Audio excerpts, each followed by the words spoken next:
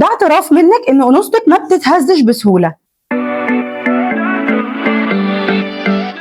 لما حد يقول لك كلام حلو بتردي عليه بتقولي ايه؟ ولما حد برضه يقول لك شكلك تعبان النهارده بتردي بتقولي ايه؟ في بنات اول ما بتسمع كلمه مثلا ايه الحلاوه دي بتقول ايه ده؟ معقوله؟ طب ده انا شكلي تعبانه النهارده. او ممكن لو حد قال لها شكلك مرهق النهارده بتصدق فعلا الكلمه وتقول اه فعلا ده انا وشي مبهدل او انا مش نايمه كويس. طب تعالي نهدى كده ونفكر بالراحه. الكلام اللي بيتقالك مش دايما بيكون يقصد شكلك، احيانا بيكون بيعكس اللي جوه الشخص اللي قدامك. اللي يقولك كلمه حلوه قولي له شكرا او ميرسي، ما انا شايفه كده برضه. واللي يقولك كلمه ما تعجبكيش قولي له ممكن اكون مرهقه شويه بس لسه جميله كالعاده.